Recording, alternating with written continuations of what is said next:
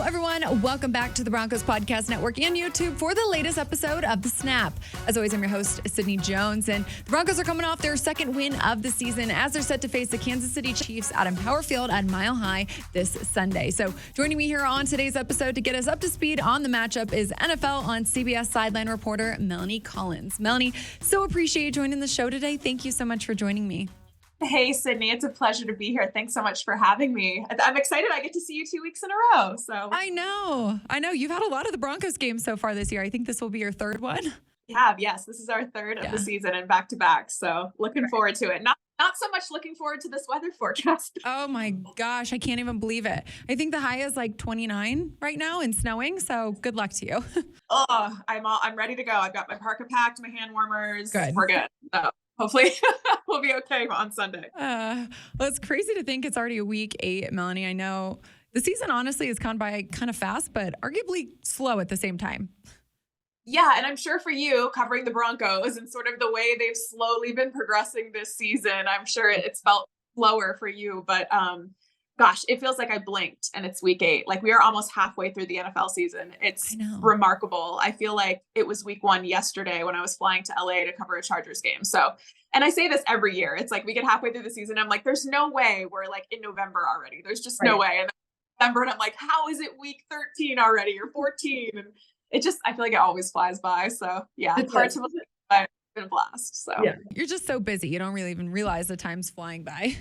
Yeah, you sort of get into a grind and then you're on these like, you're in your routine every week where like you're doing the same thing on the same days each week. And it's just kind of like Groundhog Day and just grind away before you know it, it's February and the Super Bowl's happening. So, well, I'm glad it's flying by for you so far, Melanie. How has the season just overall been? It has been awesome. We've had some really good matchups. We've had a lot of teams that we love to cover. You and I, before we started, we were just talking about the Dolphins, and we've had a lot of the Dolphins. And they're just such a fun team to watch, to cover. They have Mike McDaniel, and he is just the quirkiest, most interesting man in the world. And so we've had a ton of fun with him. We've had, I think, 3 Dolphins games at this point. And so this will be our 3rd Broncos game. And of course, always fun covering the Broncos as well. Sean Payton is always interesting and always a treat. So the season's been going great. I still can't believe it's already week 8. And I'm happy to say that this is our first cold weather game. So oh gosh. You made it this far in the season. You're pretty lucky. Oh my gosh. Well, I'm excited you've had so many Broncos games because that means I get to see you. Looking at this matchup, Melanie, I know you've had some production meetings already with the team. So in terms of the Broncos, who have you talked to and, what are the conversations kind of been around? Yeah, so we talked to Sean Payton, we talked to Russ, was able to talk to Jaleel McLaughlin yesterday, he's such a treat. I know. So sweet. And what an incredible story he has. We talked to Alex Singleton, and that was this week. And they all kind of had a positive outlook. Like Sean Payton said, look, after the last Chiefs game, I was disappointed, but not discouraged. And that's kind of been the outlook that they've all had. They feel like they're trending up on both sides of the ball in all 3 phases.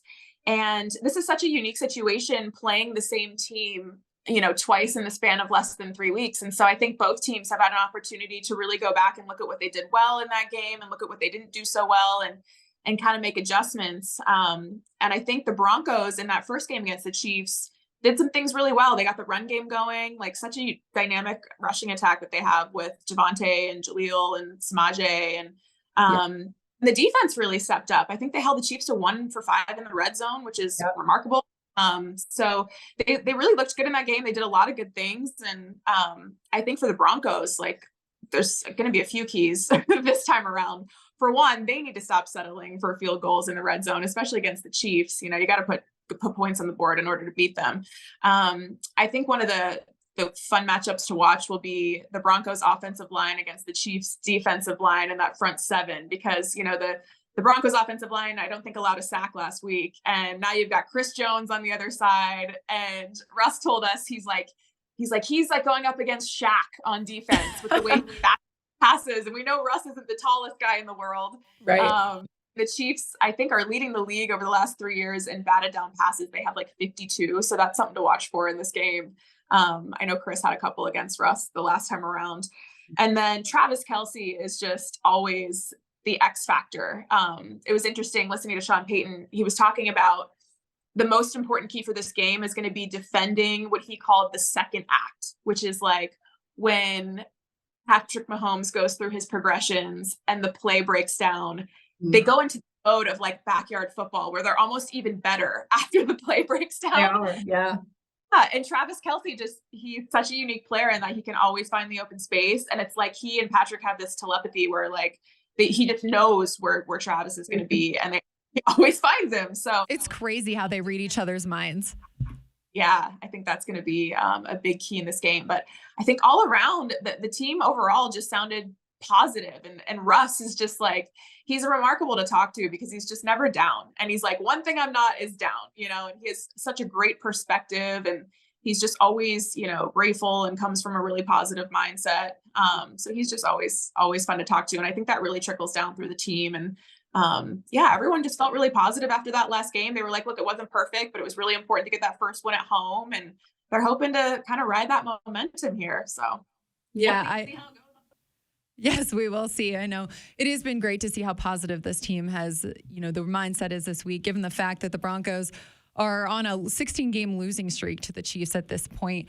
Melanie, I know, like we've mentioned, you were at last week's game. So what did you, see from Russell Wilson in this offense that you really hope to see them build off of this week as they hope to break that streak versus the Chiefs? Yeah, they did a lot of things well. I think the Russ to Cortland Sutton relationship there is great. That's kind of his safety net in Court Sutton.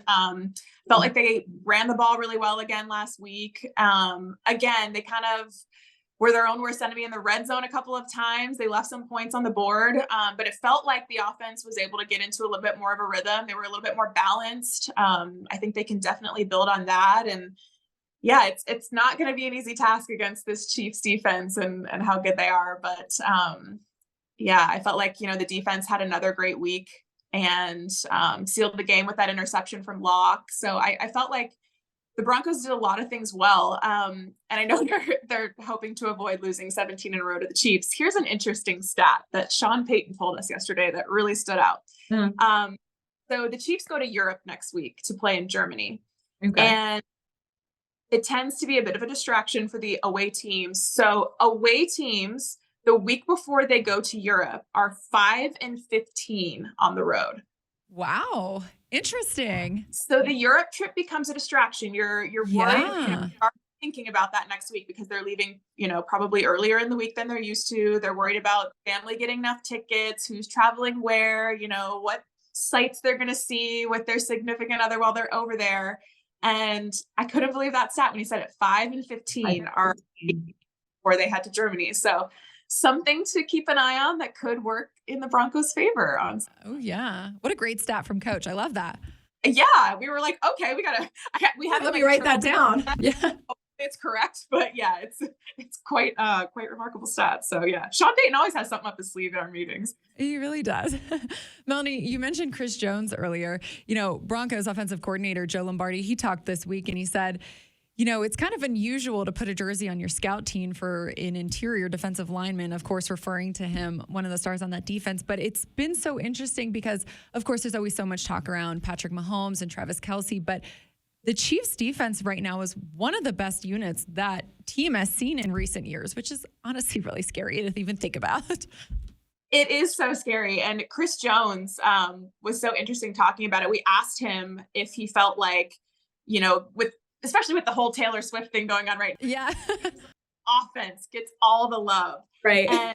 But the defense is playing at such a high level. And he said, we really don't care who gets the focus. And he was like, we sincerely feel like this is the best defense we've had in a really long time.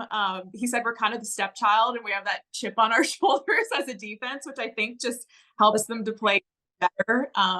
They've got a couple of great veterans that lead the way, and then some young guys like George Karlaftis that they're sort of bringing along. And Chris Jones is remarkable. He's such a versatile player. And it was funny. Steve Spagnuolo told Trent that sometimes they'll break the huddle and they still don't even know where Chris will line up until he goes to the line. Right. And Chris was like, that's not true. Like, don't let him fool you. I don't have that much freedom. Amazing.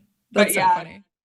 gosh, Chris Jones is remarkable. And Russ couldn't say enough good things about him too. Just, he's like going up against him. It's just like, he's my biggest issue on defense because he's like Shaq out there and he's so tall. And I just know he's going to try and bat down my passes. And he's so good at getting after the quarterback. So yeah, the Chiefs are very.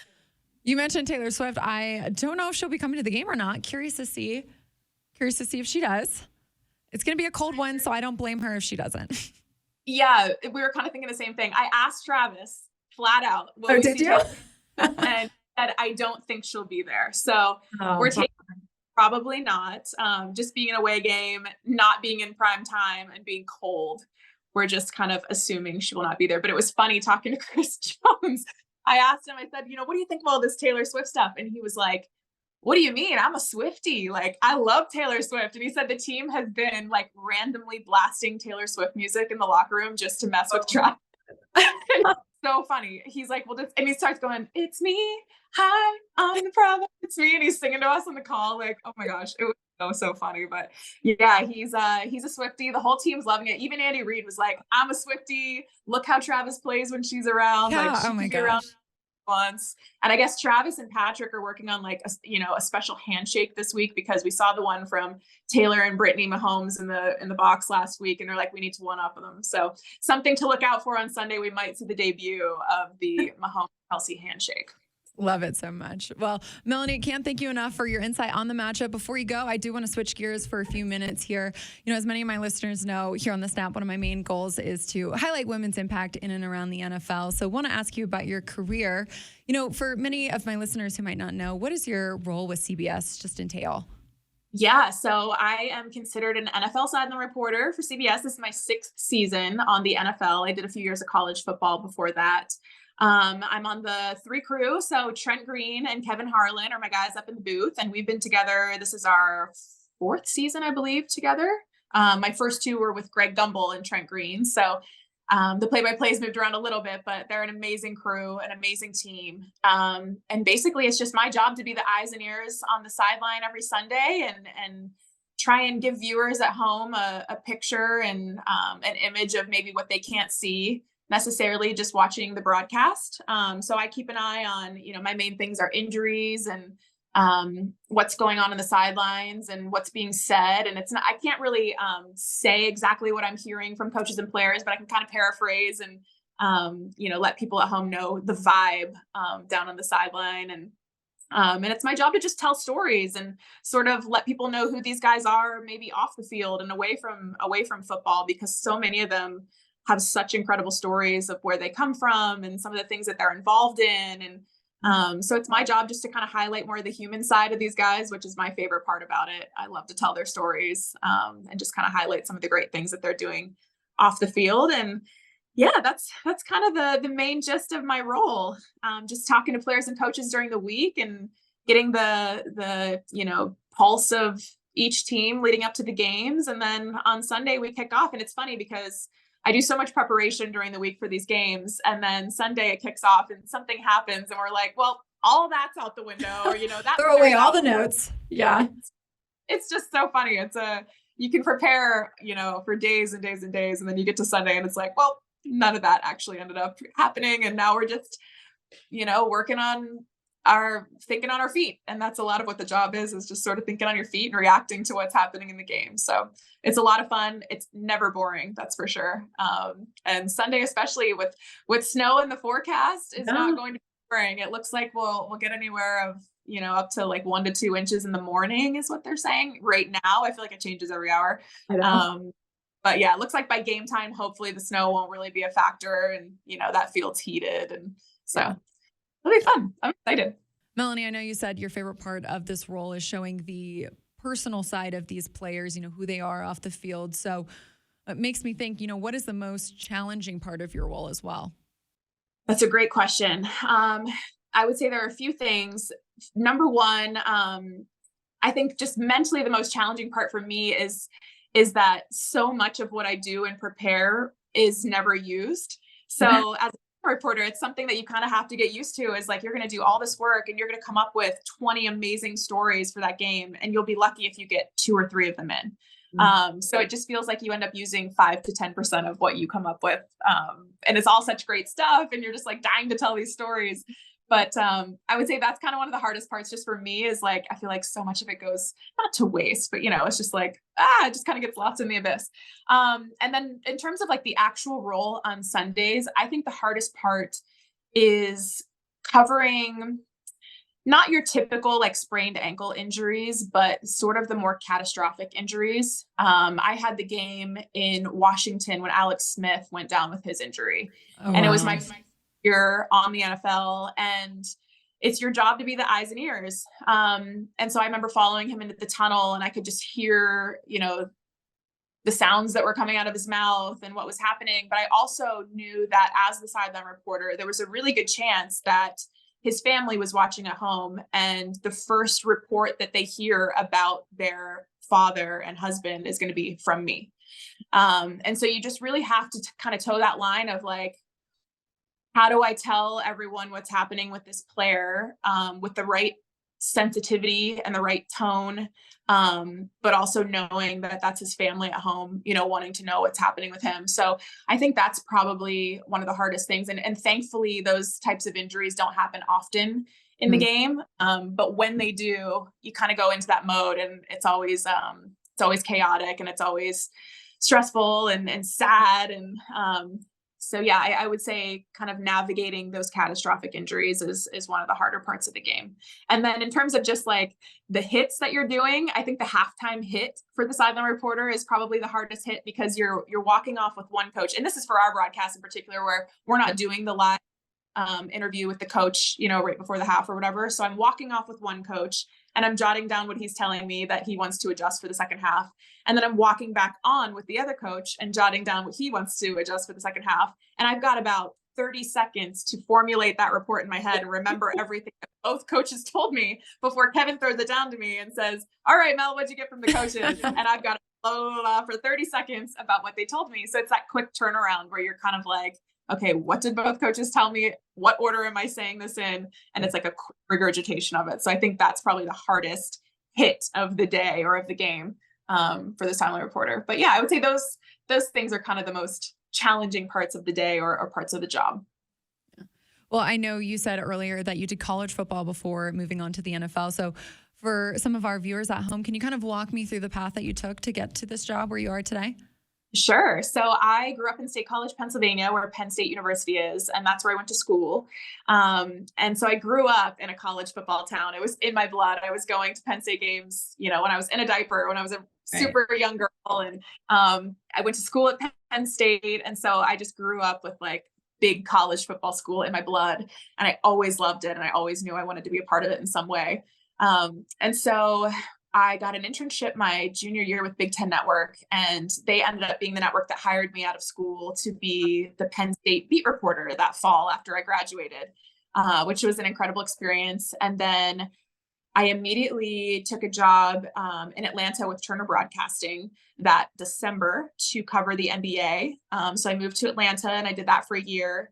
And then I ended up missing football so much. That's just my sport. So I went back to Big Ten Network and did a show for them called Friday Night Tailgate, I believe it was called, and kind of bounced around after that. I went to Yahoo Sports out in California, and they sent me to the Olympics and the Super Bowl and the World Cup in Brazil, and just got such a world experience with them. And then I was hired by Golf Channel back in 2013 to host Big Break, which is like an old reality show that's no longer on the air, but it was such a blast. Probably one of my favorite things I've ever done.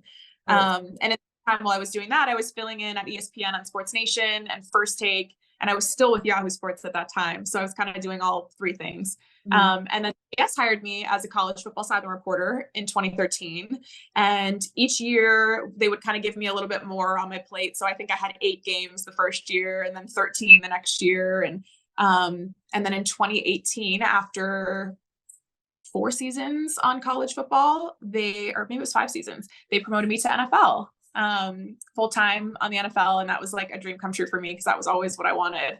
And kind of left all the other stuff and focused full-time on NFL sideline reporting. And now I'm in my 6th year. So it's been a journey for sure. A lot of roads that I didn't expect to go down, but they all led me back to kind of where I wanted to be. So And you've been crushing it ever since. I said, and you've been crushing it ever since. Girl, I appreciate it. I love it. I think that helps too, is just like genuinely loving what you do and just being grateful to be here. So thank you. I appreciate it. And I love my job. It's a blast. Good. Yeah. Well, last one here, Melanie, to kick off the rest of the episode. I just like to end these episodes inspiring the younger generation. So what's one piece of advice you'd give someone looking to get into this industry, really no matter what area of it they want to work in? Absolutely. My biggest piece of advice, especially if you're just starting out or you're still in college, it would just be to get all the experience that you can. Say yes to any opportunity, even if you think you want to be an NFL sideline reporter and you get offered a job pulling cables for a soccer game. Just saying yes to that and getting that experience, because I think everything that you say yes to adds to your resume in some way and gets you experience in some way, even if it's not exactly what you want to be doing right off the bat. So saying yes to opportunities, and I would say just be yourself. We're in such a cool place in society now where I think people are looking for diversity and people who are different and, bring something unique to the table. And you don't have to, I know it's great to have people that you look up to in the business and, people that you try to emulate and all that. But I think it's really important to forge your own path and not try and, be like anyone else that you've been watching on TV and that you think, it's great when other people have successful paths, but it's so important to forge your own and bring your own uniqueness to the table. And that's ultimately what's going to give you the most success in the end. I love that. Great way to finish the episode. Melanie, I so appreciate you joining the show today. Thank you so much. Pleasure, Sydney. Anytime. Thank you for having me. Well, that'll do it for this week's episode of The Snap Broncos Country. Thanks so much for tuning in. And thank you again to our guest, Melanie Collins, for joining the show. Hope to see you all at Empower Field at Mile High for the game this Sunday. But if not, we'll meet you right back here on Monday following the game.